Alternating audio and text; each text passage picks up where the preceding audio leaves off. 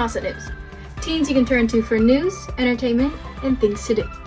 Check us out on Channel 22 or Nauset TV on YouTube.com. Now sit back, relax, and enjoy the show. Hi, my name is Sam Cipro, and I will be one of your anchors this week. I will be covering the announcements. So, in Nauset's future, there's going to be a trip to Greece in 2022, and the last meeting was March 16th, but there will be more information and meetings in a further time. It's $200 for early signups, but the fee will obviously increase over time. There will be fundraising opportunities throughout the next year, and that will be during October of next year, or well, this year, so 2021, November of 2021, and February of 2022. They are still doing meal bag pickups on Wednesdays from 4 p.m. to 6 p.m. after school, and it's free for people who are 18 and younger, but anyone can pick these up.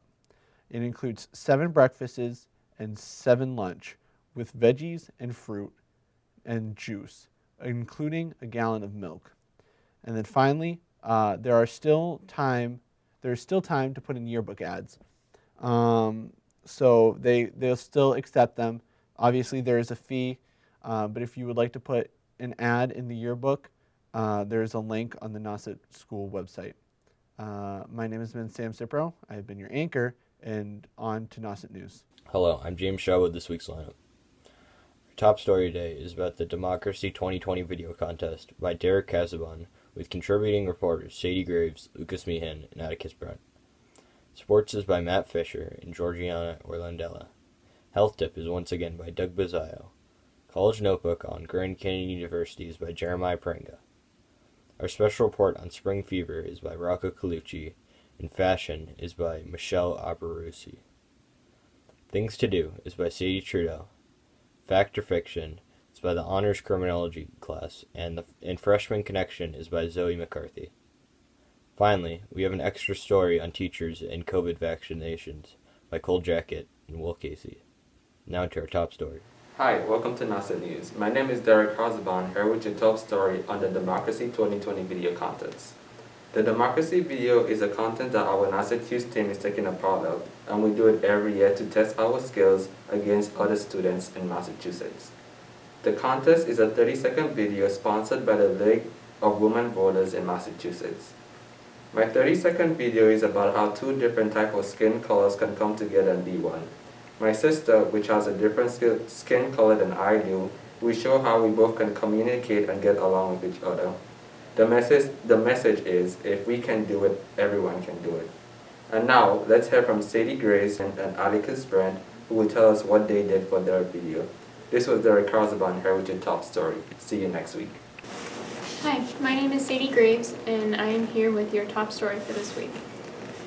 This is my first time participating in a video contest, and I'm very excited to have it be with the Women's League of Voters.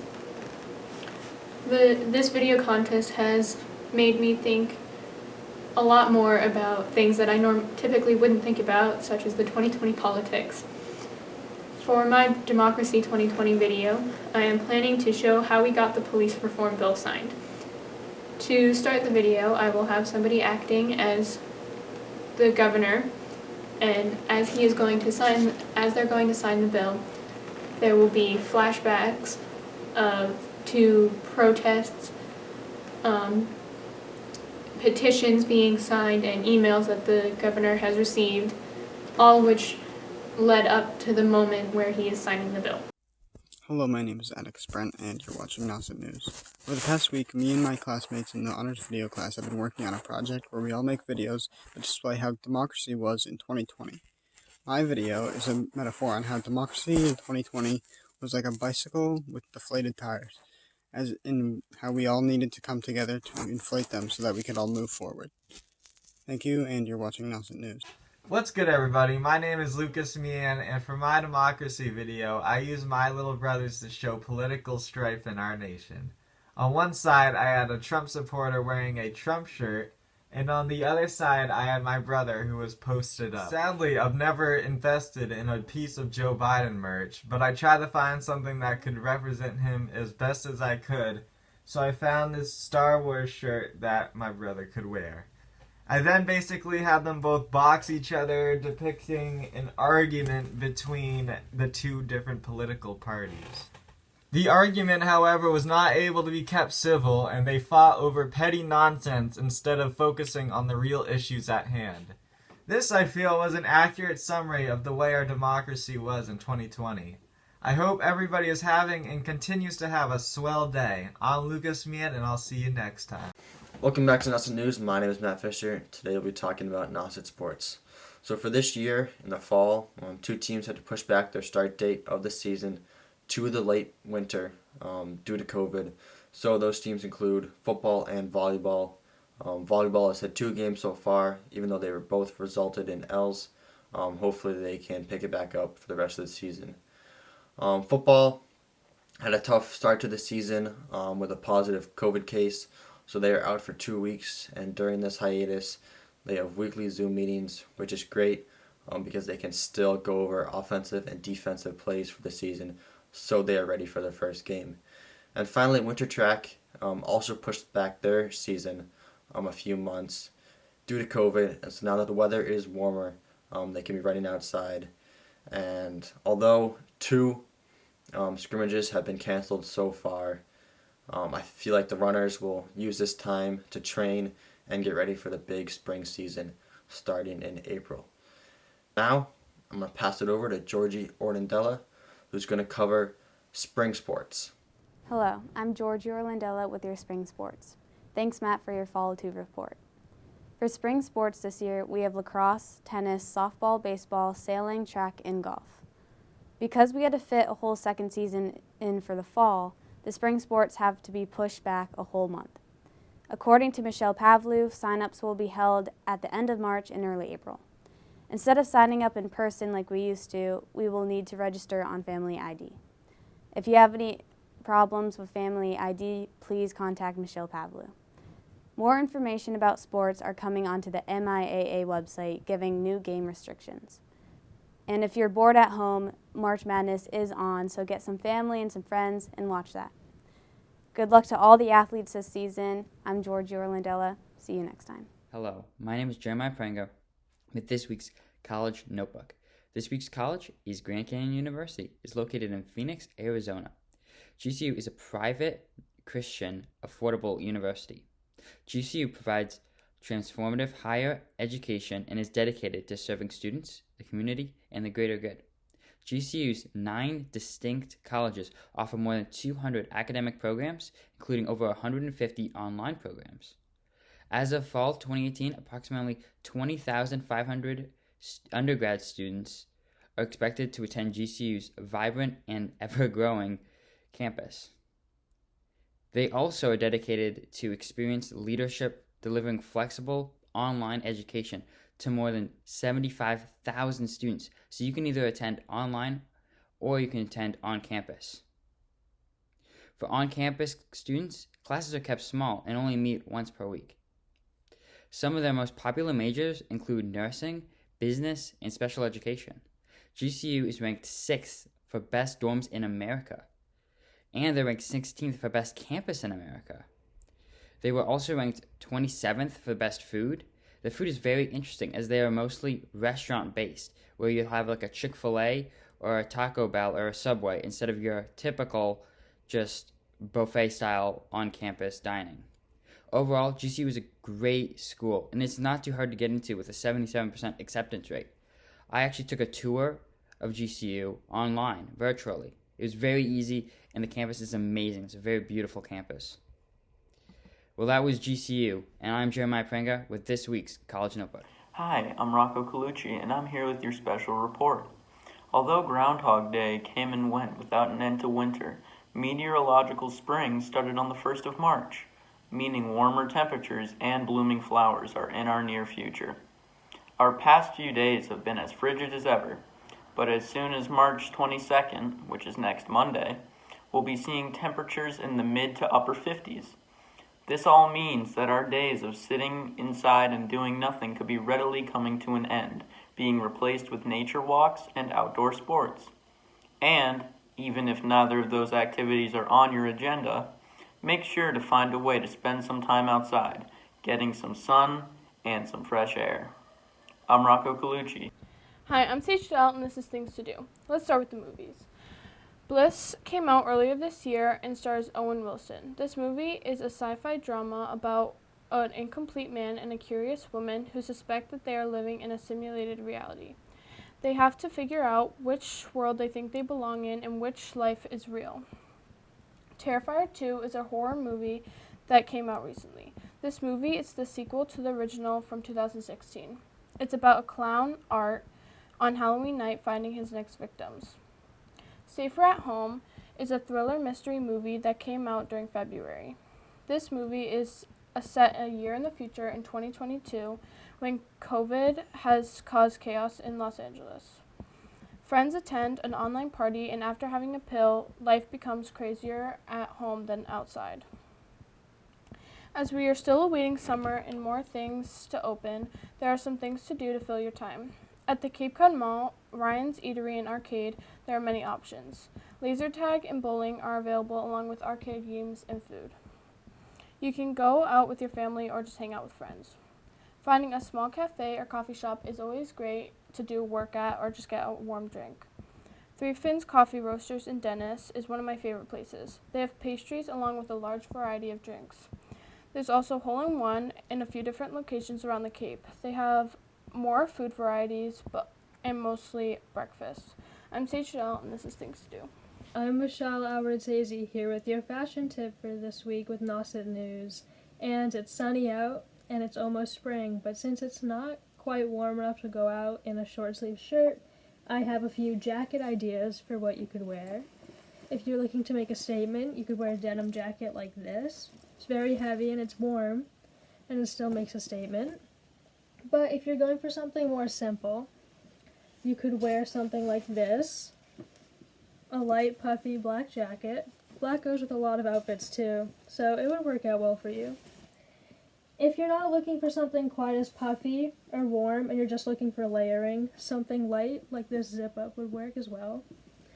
And I'm Michelle Albertese. That was your fashion tip for this week. Hello, this is Cole Jack with today's Extra Story. Today, I'll be talking about the rollout of the educator vaccinations. It has been a bumpy road to say the least, as some educators have said getting an appointment is like winning the lottery. To date, a number of the Nauset staff have either received their vaccination or have secured an appointment for one.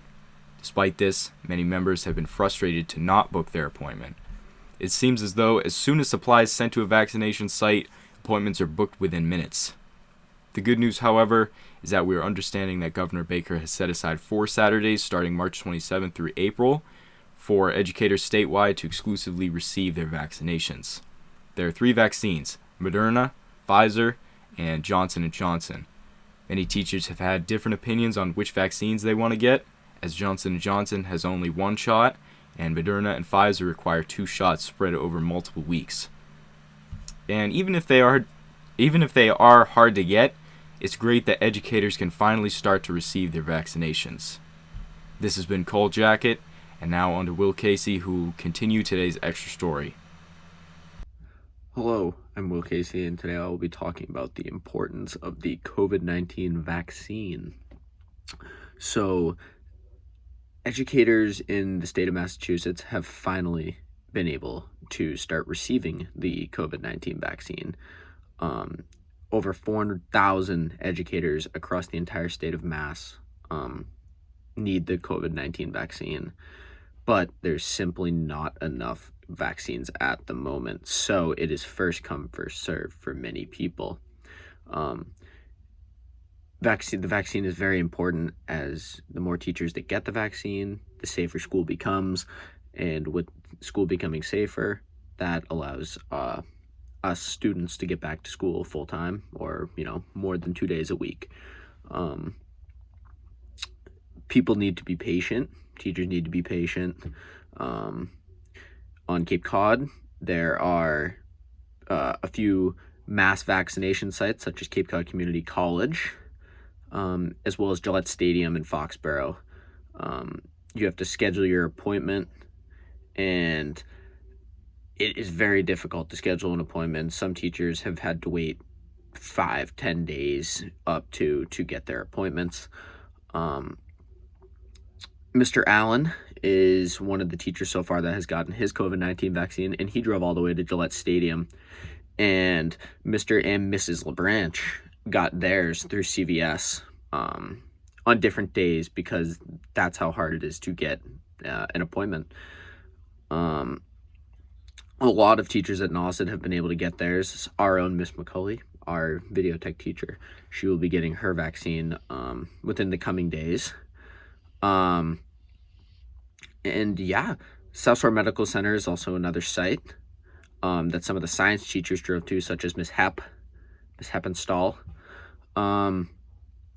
Within the next month, the state hopes that pretty much all educators will be vaccinated, and hopefully we can get back to school as quick as possible.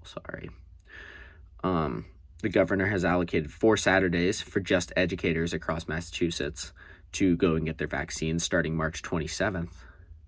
It doesn't cover everyone, but again, there's not enough supply. So therefore, when we get more supply and we learn more about the vaccine and we learn more about what it does and how it affects our bodies, it'll be easier to get all of us vaccinated as quick as possible. And the quicker we all get vaccinated, the quicker life can go back to normal. I've been Will Casey. Thank you. Hello, my name is Doug Bazzow, and welcome to the Health Tip of the Week. This week, I'll be talking about gym safety and how to properly train in the weight room without injuring yourself. The gym is a place meant for building the mind and the body in a positive way. I personally use it to take off stress, which helps me better myself, making my body respond in a motivated and strong way. It also helps with my health. When in the gym, technique is key to making your body stronger without overdoing it and stressing the muscles too much. When you lift, you are constantly tearing small muscle cells, which then rebuild and reform with more elasticity, strength, and power for everyone. However, if you lift too much for your body to handle or use poor technique while lifting, the results of your training will be much poorer and might not be beneficial to your body at all. Technique is learned through watching and listening to your peers and others in the gym surrounding you, and almost makes a difference 100% of the time, especially with new lifters. So the biggest problem with people that are new to the gym is their ego. They might see someone like a friend lifting a lot of weight at once, say with the bench press, and they think, because of their pride or whatever, I want to lift that as well. But their body is simply not strong enough or it's not used to lifting that much weight. I would call this ego lifting. Everybody's bodies are different. So concerning ego lifting, I wouldn't feel down about yourself if you don't lift as much as your friends, or you don't look as strong and muscular as them.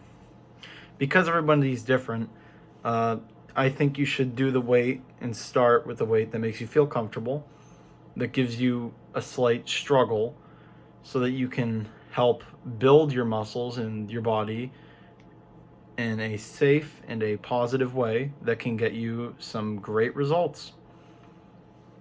Again, I'm Doug Bazzow, and thank you for watching the Health Tip of the Week. Have an amazing day.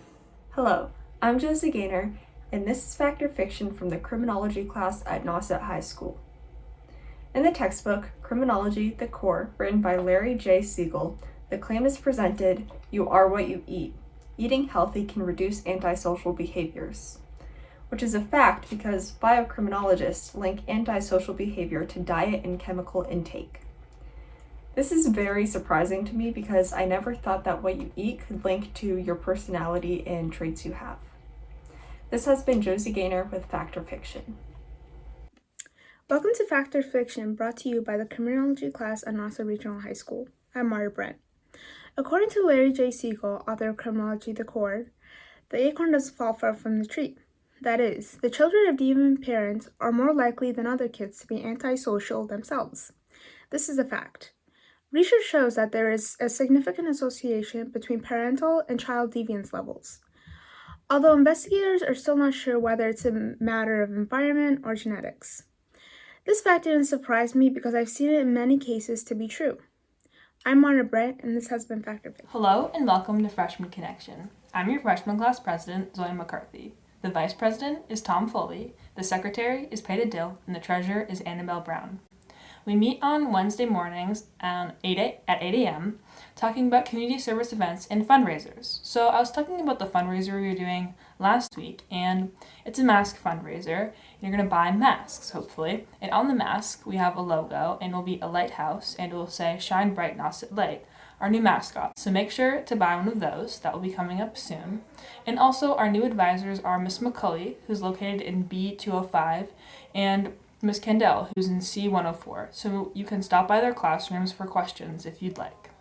Well, that's it for this week's Freshman Connection. Thanks for watching.